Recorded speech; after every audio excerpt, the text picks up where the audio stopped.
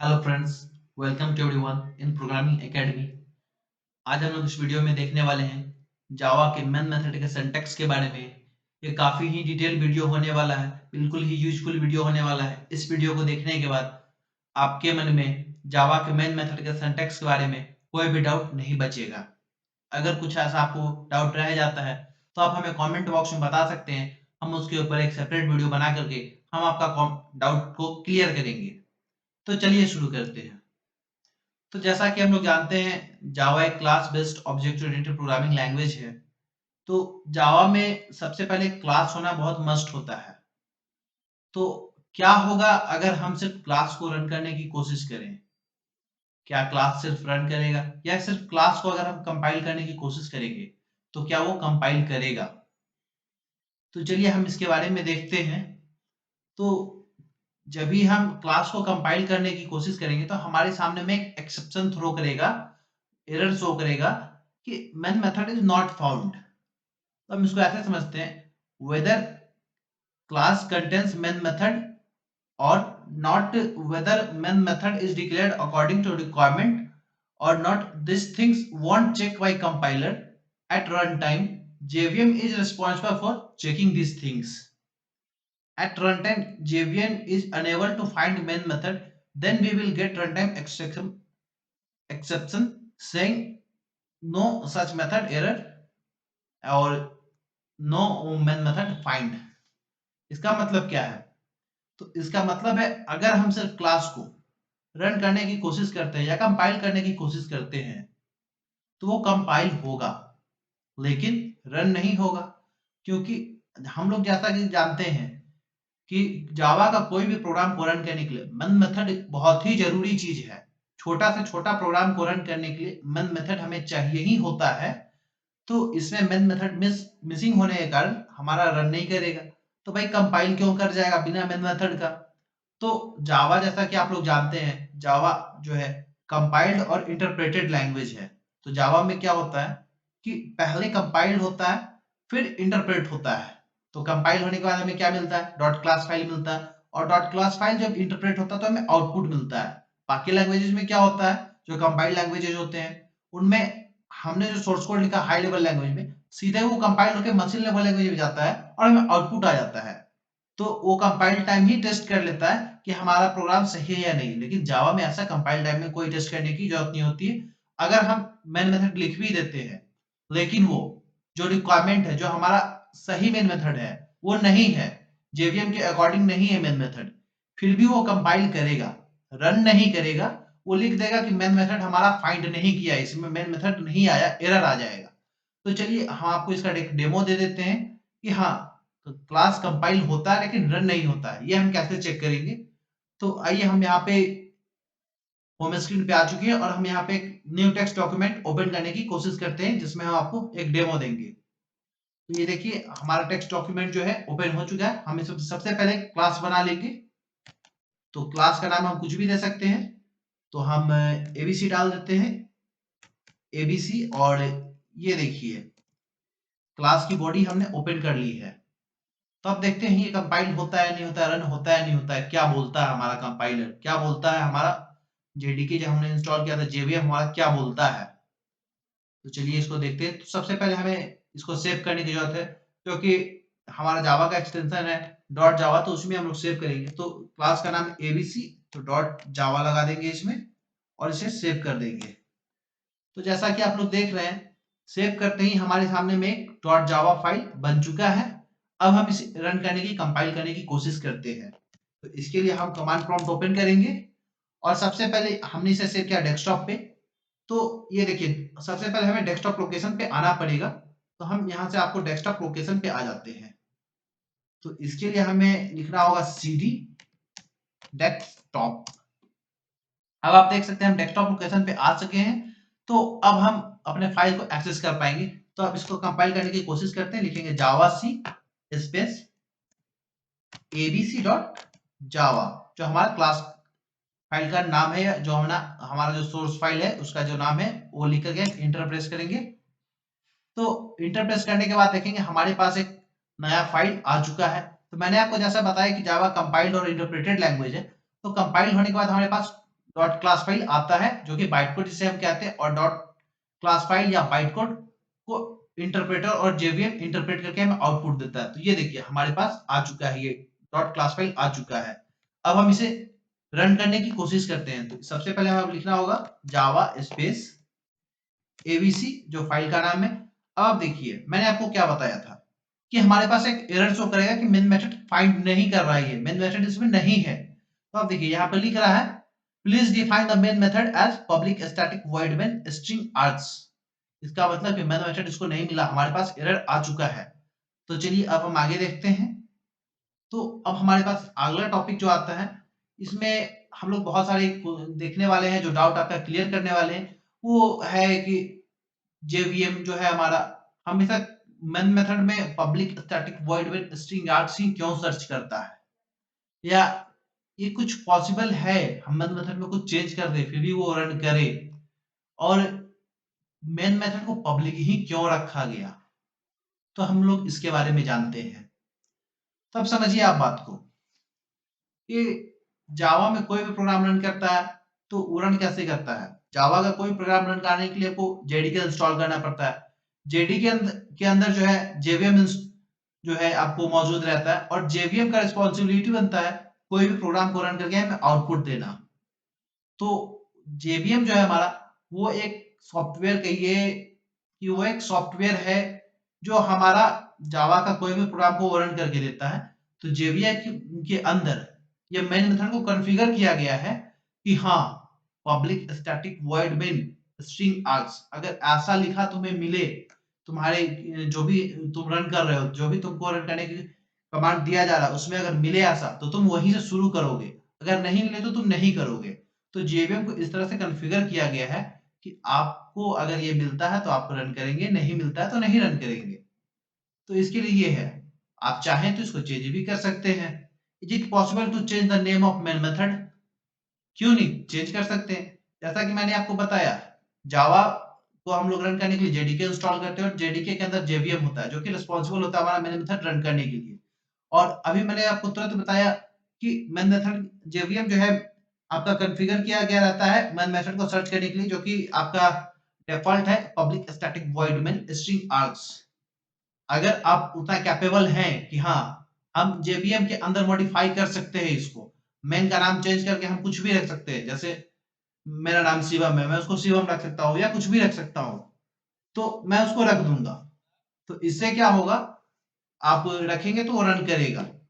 तो जनरली ऐसा होता नहीं, तो इसके लिए जो है कॉन्फ़िगर किया गया जो डिफ़ॉल्ट चीज़ है वो पब्लिक स्टैटिक वॉइड मेन है, जो कि वही जावा हमेशा सर्च करता है।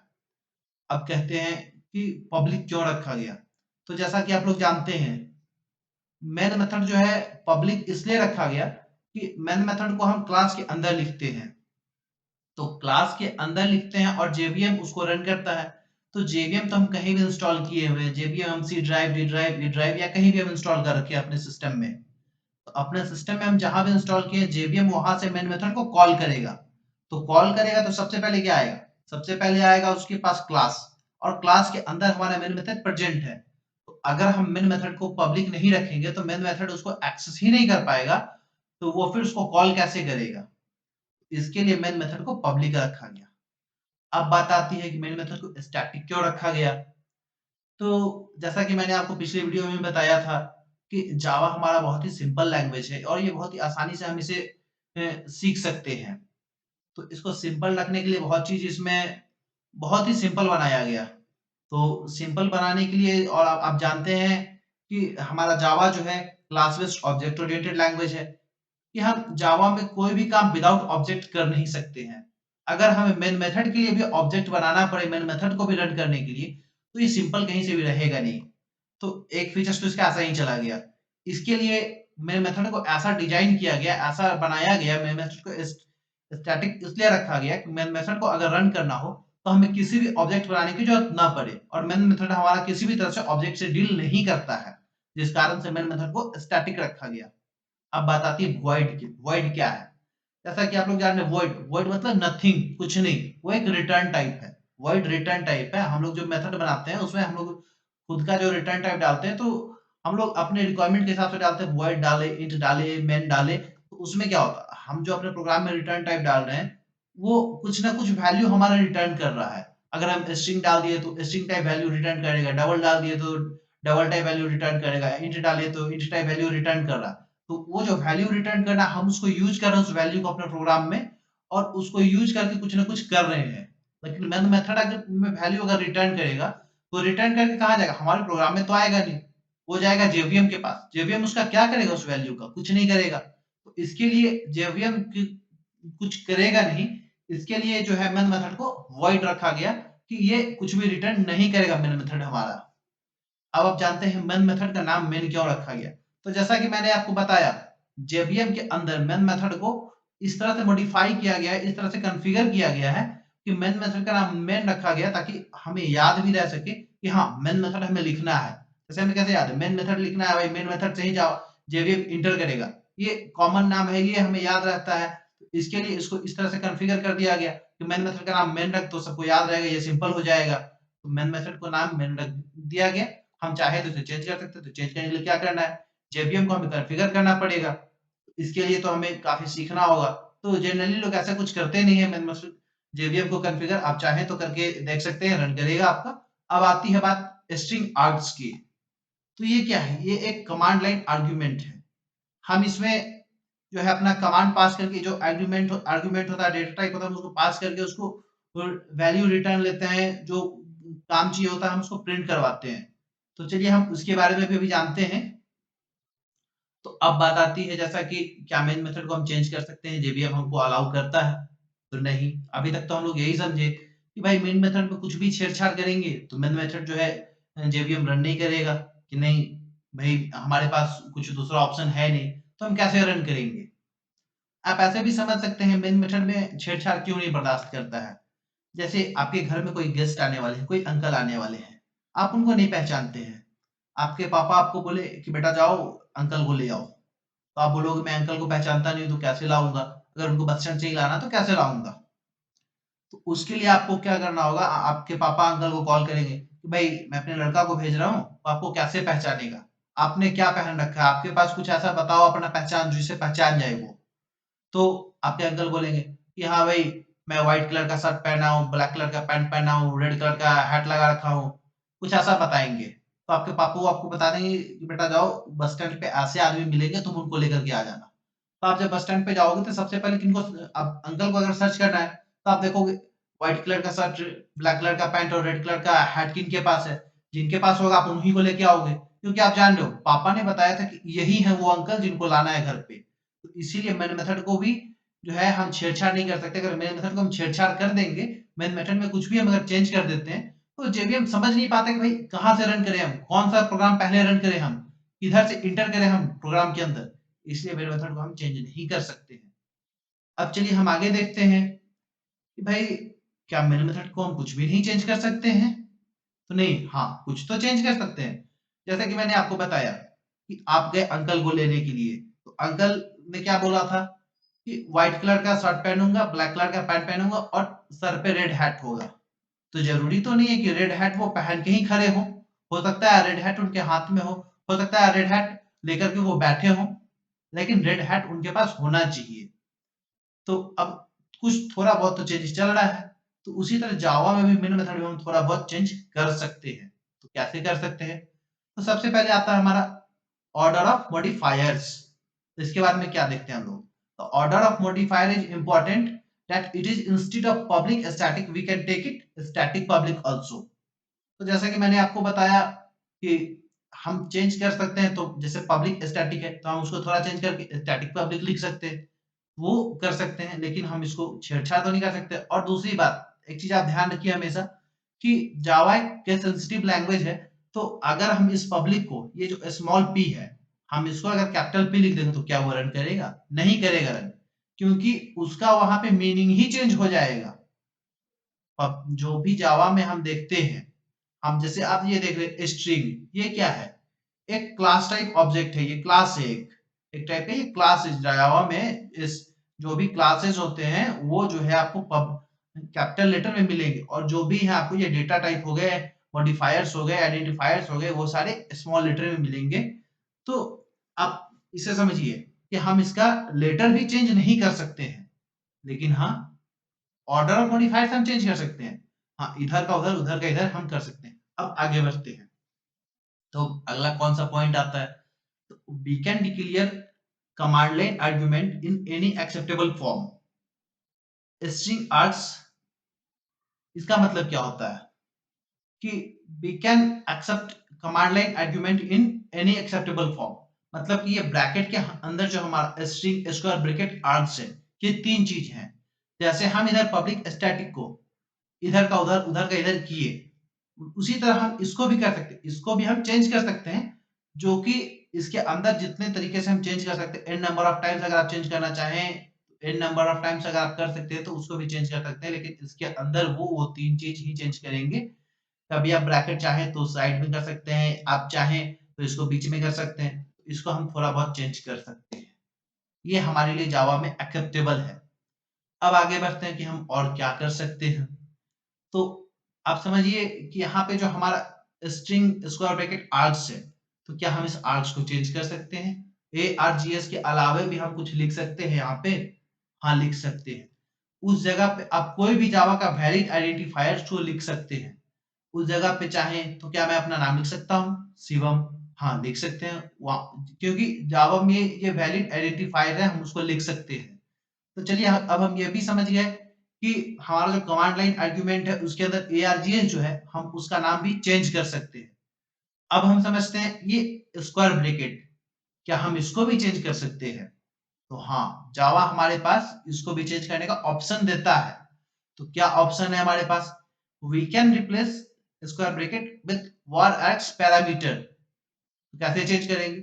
तो जैसे हम लिखे स्ट्रिंग स्क्वायर ब्रैकेट आर्ग्स, इसको हम चेंज करके कैसे लिख सकते हैं? String triple dot args, 3 dot देंगे स्ट्रिंग्स के बाद, फिर ARGS लिख के कर देंगे, फिर भी वो वैलिड रहेगा, वो प्रोग्राम रन करेगा। अब देखते हैं और भी किसी तरीके से हम इसको चेंज कर सकते हैं क्या? तो चलिए देखते हैं। तो जो लास्ट हमारा आता है, we can also declare the main method with the following modifiers। कि भाई हमारा जो ये मेन मेथड है, इसमें हम कुछ और भी जोड़ सकते हैं। और क्या जोड़ सकते हैं? चाहे तो फाइनल जोड़ सकते हैं, चाहे तो सिंक्रोनाइज जोड़ सकते हैं, चाहे तो स्ट्रिक्ट एफपी जोड़ सकते हैं। ये तीन चीज जो है, हम ये तीन चीज मेन मेथड में जोड़ सकते हैं। चाहे अगर आपको प्रोग्राम में जरूरत हो तो आप तीनों को एक साथ जोड़ सकते हैं, चाहे तो आपको दो की जरूरत है तो आप दो लगा सकते हैं, चाहे को तो आप सिंगल भी लगा के जैसा आपको प्रोग्राम में जरूरत हो आप वैसा रन कर सकते हैं। इसको रन कर सकते हैं और जावा वो एक्सेप्ट करेगा, उसका आउटपुट आपको मिलेगा। तो जैसे कि आप देख रहे हैं, उसी का एक एग्जांपल यहाँ पे है। जो हमने सबसे पहले क्लास ओपन किया और क्लास के अंदर हमने तीनों को लगा के देखा। हमने तीनों मॉडिफायर्स को लगा दिया, फाइनल, सिंक्रोनाइज्ड और स्ट्रिक्ट एफपी मेन मेथड के साथ में। Main method public static void main string args, इसके साथ में हमने लगा दिया और एक फंक्शन दिया इसको प्रिंट करने के लिए कि हाँ भाई तुम कुछ प्रिंट करके हमें दो, ताकि पता चले मेन मेथड हमारा प्रॉपर वर्क कर रहा है नहीं कर रहा है, हमें आउटपुट मिल रहा है कि नहीं मिल रहा है। तो जब हमने इसको रन करने की कोशिश की तो हमें आउटपुट मिल गया। चलिए अब हम इसका भी आपको डेमो देते हैं, इसका भी हम आपको बताते हैं ये रन कर रहा है कि नहीं कर रहा है। तो चलिए फटाफट हम किसी आईडी को ओपन करते हैं। तो इसके लिए हम यहाँ पे इंटेलिजी आइडिया ओपन कर लेंगे, जिसके अंदर हम आपको रन करने की कोशिश करेंगे और रन करके दिखाएंगे। अभी हमने आपको थोड़ी देर पहले कमांड प्रॉम्प्ट में दिखाया था कैसे रन होता है। अब हम इंटेलिजी आइडिया एक आईडी में भी आपको रन करके दिखा देते हैं कि हाँ किसी भी तरीके से किसी भी मेथड से हमारा प्रोग्राम सक्सेसफुली अच्छे से रन करेगा। तो सबसे पहले हम इसमें प्रोजेक्ट ओपन करेंगे।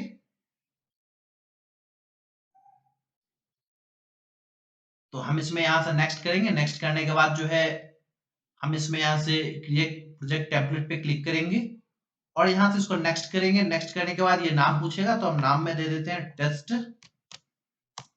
टेस्ट दे करके जैसे हम इसे इंटर प्रेस करेंगे ये ओपन होगा और ओपन होने के बाद हमारे पास एडिटर आ चुका है। तो जैसा कि आप देख सकते हैं हमारे पास आ चुका है। मैं हमारे पास एक क्लास ओपन हो चुका है और क्लास के अंदर मेन मेथड भी आ चुका है। तो सबसे पहले हम इस मेन मेथड में अपना मॉडिफायर्स को ऐड कर लेते हैं। तो मेन मेथड का जो मॉडिफायर हमारे पास अवेलेबल था वो मॉडिफायर था फाइनल और था हमारे पास सिंक्रोनाइज्ड और हमारे पास था एक स्ट्रिक्ट एफपी, तो स्ट्रिक्ट एफपी हमने इस तीनों को ऐड कर दिया, तो क्या ये रन करेगा? तो हम सबसे पहले इसमें कोई फंक्शन देते हैं जो रन करने की हम कोशिश करते हैं। तो आइए हम किसी फंक्शन को इसमें लिखते हैं। अब हम इसमें लिखेंगे सिस्टम, प्रिंट करने के लिए dot out dot print ln, और प्रिंट आपको जो इच्छा हो आप लिख सकते हैं। हम इसके अंदर इन्वर्टेड कॉमा ओपन करेंगे। अब कुछ प्रिंट कराना है, तो जैसे इज इट वैलिड सिंटैक्स और नॉट, सिंटैक्स और नॉट लिख करके हम इस लाइन को ब्रेक करेंगे। अब हम इसे रन करने की कोशिश करेंगे, ये रन कर रहा है या नहीं रन कर रहा है। तो चलिए अब हम देखते हैं इसका आउटपुट क्या आता है।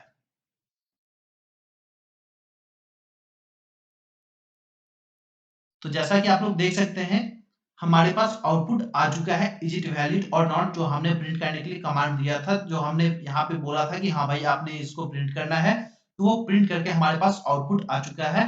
इसका मतलब है कि हम इसको मेन मेथड के साथ में जोड़ करके प्रॉपर इसको वर्क कर सकते हैं अपने प्रोग्राम के हिसाब से, अपने रिक्वायरमेंट के हिसाब से चाहे तो हम इसको ऐड कर सकते हैं। जावा का हमारे पास ये ऑप्शंस अवेलेबल है। अब आपको मैंने जो बताया था कि हम इस तीनों को जोड़ सकते हैं, चाहे तो दो को जोड़ सकते हैं, चाहे तो सिंगल भी जोड़ सकते हैं। तो चलिए फटाफट मैं आपको दिखा देता हूँ। मैं इसमें से फाइनल हटा देता हूँ और फिर मैं इसको वापस से एक बार रन करने की कोशिश करता हूँ। क्या ये दो वर्क करेंगे या सिर्फ तीनों को ही लगाना होगा। तो जैसा कि आप लोग देख रहे हैं कि हमारा प्रोग्राम कंपाइल हो रहा है और आउटपुट हमें आ चुका है। वापस से इज इट वैलिड सिंटैक्स और नॉट हमारे सामने में यहाँ पे आउटपुट आ चुका है। इसका मतलब है कि फाइनल हटाने के बाद भी कुछ फर्क नहीं पड़ा। तो चलिए अब हम इसे भी हटा के देख लेते हैं कि क्या सिंगल लगाते हैं तो वो वर्क करता है या नहीं करता है, ताकि आपका कोई भी डाउट रहे नहीं। कोई भी पूछे अगर आपसे तो आप ये नहीं कहें कि हाँ मैंने तो ट्राई किया नहीं, मैं क्या बोलूँ उसको रन करेगा नहीं करेगा। तो जैसा कि आप देख सकते हैं इसको हटाने के बाद भी सिंगल हमने इसे लगाया फिर भी ये वर्क कर रहा है। तो इससे आपने देखा कि हम अपने प्रोग्राम के हिसाब से इसमें मॉडिफायर्स जोड़ करके हम इसको रन कर सकते हैं मेन मेथड में। तो आज के लिए हमारा वीडियो इतना ही था। अगर आपको हमारा वीडियो अच्छा लगा हो तो वीडियो को लाइक कर दीजिए, अपने दोस्तों के साथ इसे शेयर कर दीजिए और चैनल को सब्सक्राइब कर दीजिए। बेल नोटिफिकेशन के लिए बेल आइकन को प्रेस कर दीजिए ताकि जब भी हमारा वीडियो आए तो आप अपडेटेड रहें और आपको वीडियो का नोटिफिकेशन फटाफट मिलता रहे। तो आज के लिए इतना ही। Thank you.